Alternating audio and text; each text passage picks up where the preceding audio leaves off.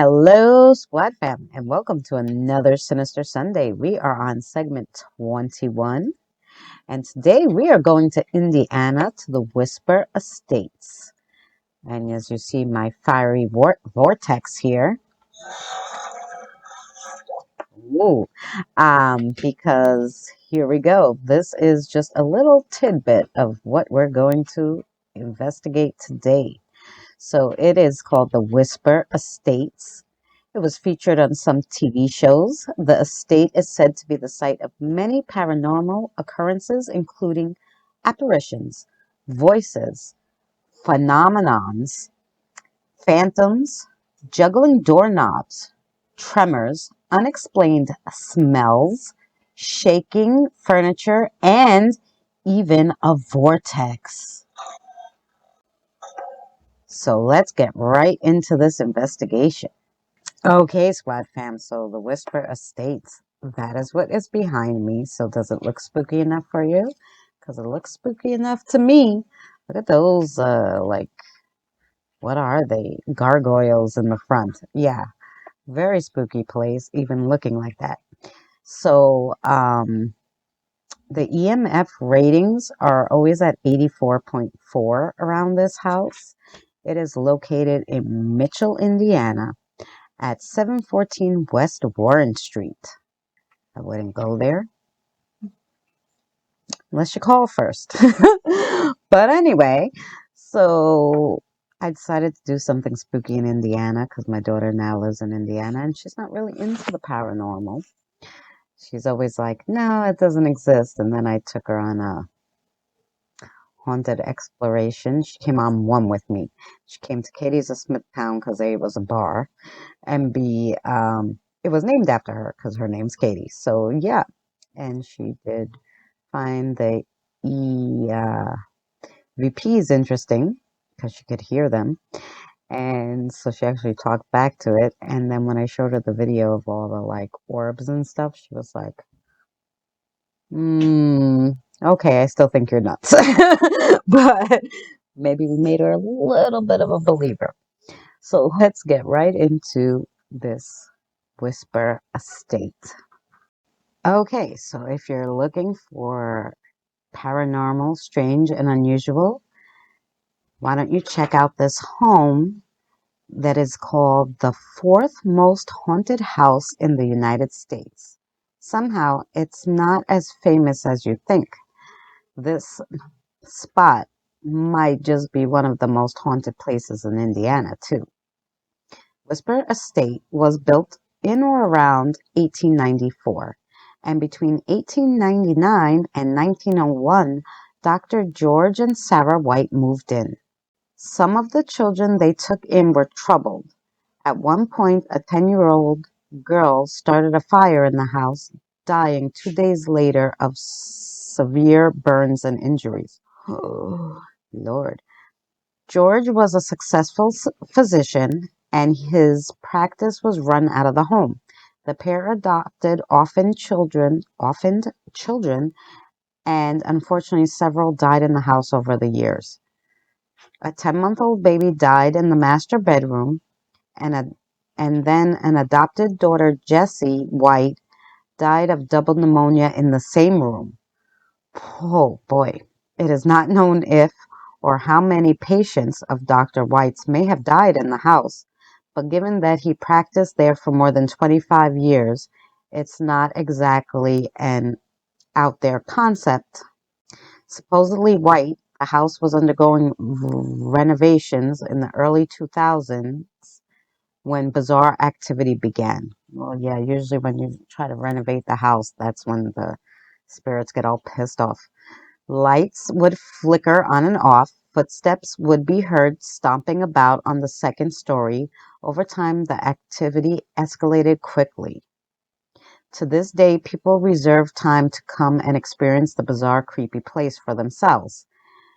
And the photos they ended up with are startling to say the least. We have ghost photos? Really? Wow. Guests are encouraged to write down everything they experienced on lined paper, where the accounts are posted to Whisper Estate's official Facebook page. And boy, are some of them creepy. So you guys can go read that. Actually, I'll put the link down in the description below.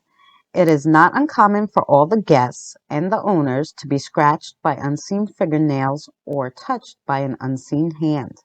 Ooh, that's a bad one. The estate earned the Whispers name after numerous guests experienced someone whispering in their ear, somebody they couldn't see. In some bizarre photos taken at Whispers Estate, you have to look a few moments to realize what's off about them. Oh, I'll have to put all these photos in.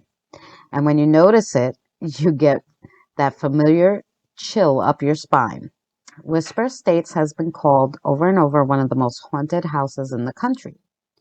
It's mentioned in several shining reviews that even non-believers of the paranormal should come check it out one of these nights if they dare. So you could stay there. You know, I just said my daughter moved to Indiana. I wonder how far Mitchell, Indiana is from wherever the heck she is. But she'll have to come visit me there because that's where I'll be staying. Maybe let's read a little more. Okay. You can visit their website and make some reservations. Okay. Yes. Do you think you're brave enough to spend a night at Whispers Estates? Yes, actually. All right, let's get some more history on Whisper Estates. So here's something funny. In 2020, they put it up for sale. A Victorian mansion, this is the listing, dating back to the late 1890s is for sale, but there's a catch. It might come with some permanent house guests.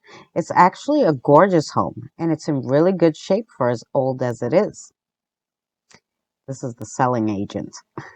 Known as Whispers Estate, the home has a history of paranormal activity. The price, oh my God, maybe I should buy it, guys. Would you come? Would you come stay the night there? It won't be expensive. $130,000 only. We could buy that. List price includes the furniture and the ghosts. Well, you better leave the ghost there. Thanks. The 3,700 square foot, 4-bedroom, 2.5 bath home features original wood floors through much of the home. According to the website created by the homeowner, the structure was once part of a business. Yes, we heard the doctor. As was the case with many homes in the 1800s, a doctor had his practice downstairs, and over the years, some patients died, including children. The doctor himself died of pneumonia in the first floor master bedroom. Several TV shows, publications, and paranormal groups have investigated the home. There has been numerous reports of children seen running through the house, the smell of baby powder in one of the rooms, children singing or crying, doorknobs jiggling, and doors popping open. People who sleep in the room where the doctor died say sometimes they wake up to the sound of coughing and labored breathing. So the paranormal inhabitants don't seem to cause much trouble. The owner said in his experience, if people are there and they're respectful and not trying to cause a ruckus or anything, the paranormal are nicer. Well, of course. The current owners bought the home in 2007 after visiting it during a paranormal convention. He is selling it now because he is engaged and moving to Indianapolis, about 2 hours north of Mitchell. The home sits on a quarter acre. There is a formal entry, 10-foot ceilings, a living room, dining room, stone basement, and unfinished space on the third floor. The furnishings include antiques. It's going to be two types of people. I think that's going to take somebody that loves and appreciates the paranormal stuff, or someone who just wants to have it as a gorgeous home. It's a huge, gorgeous home. 130,000. I mean, you can't even build for that anymore. So they show you some pictures from realtor.com. So I'll put the pictures in and I'll put some of the paranormal pictures people shared. Super interesting. So maybe it's still for sale. That was in 2020, that listing. So who knows? So here is some history on the ghost of the girl who died in the fire, reportedly who haunts Whisper Estates. Oh, they have a picture of her. Okay, I'll put that in down here. Oh, and they have the bedroom she died in. Ah. In the middle of West Warren Street in Mitchell, Indiana, sits a beautiful Victorian home. I started hearing noises. I had my mom on the phone until I got my ass out of there. There was no way I was going to stay there by myself. She purchased the home. This was the former owner because it was completely different than anything she had ever experienced in her field of technology and computers. She's kind of a scientist kind of lady, and she's like, "Really? Yeah, paranormal." Yeah, and then it hit her like, what was I thinking? The home was named Whisper Estates because of the disembodied voices people reported hearing as they walked through the eerie halls. When you hear footsteps, you pray that they're a child's footsteps. They're the little pitter-patter of feet, maybe about 70 to 80 pounds. However, I'm getting tingling just thinking about it. However, there's another set of footsteps that happens in the house, and it's more like loud stomping. It's very heavy and menacing. Many agree there are things that bite, growl, and push in Whisper Estates. But for the ghost hunters and the curious, the lighter steps in the home are almost welcomed. Yeah, so they want the little ghost girl and not all the scary stuff.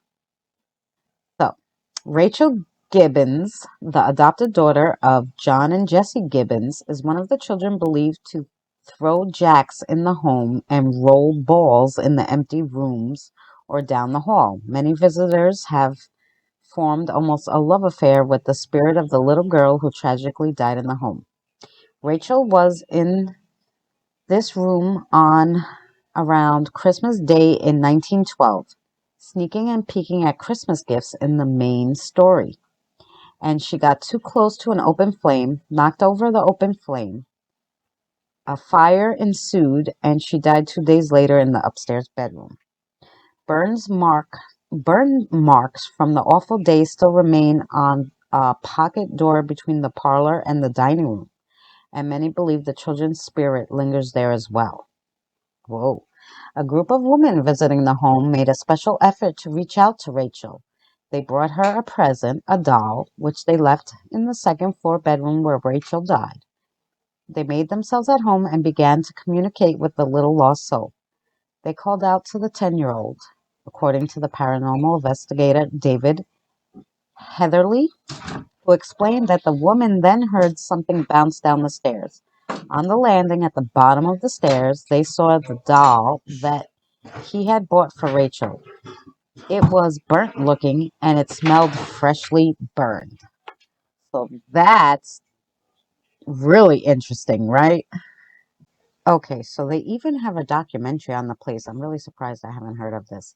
When the Walls Talk, the Whisper Estates documentary. Now you can rent it for $2.99 or you could buy it for $9.99.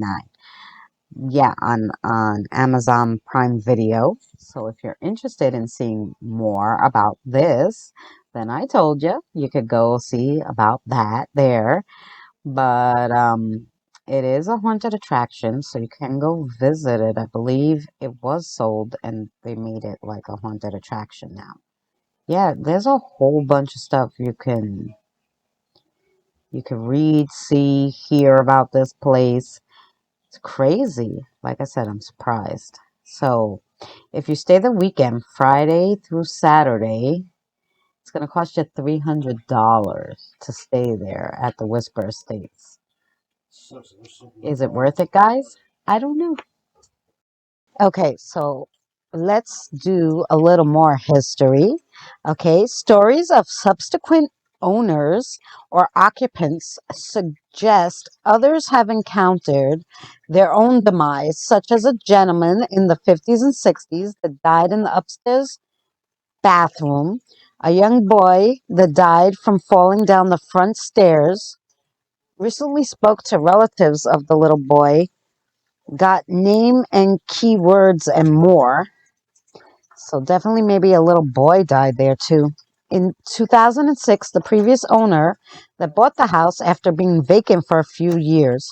During its restoration, strange activity occurred. Activity in the house continued and even increased, subsequently earning the name Whisper Estates. Current owner first visited the house September 2007 as a part of the event night for the Mid-South Paranormal Convention. 5.5 hours into the investigation, not a damn thing occurred.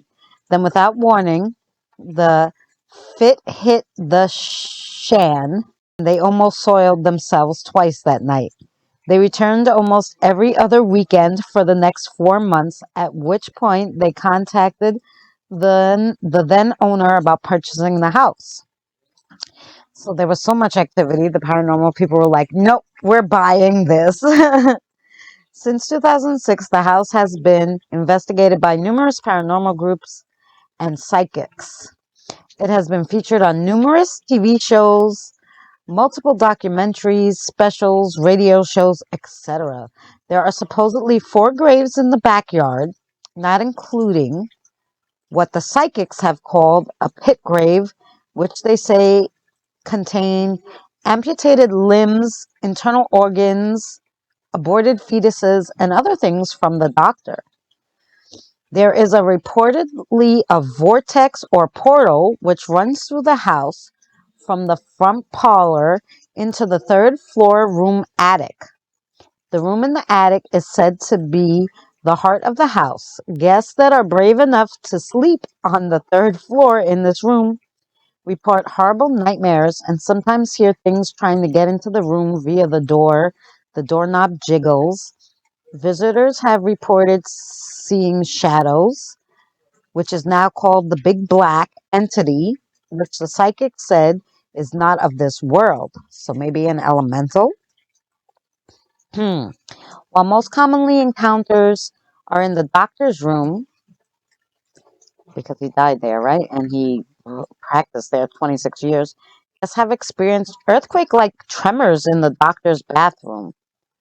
No, not those kind of tremors. We're referring to tremors of the paranormal origin.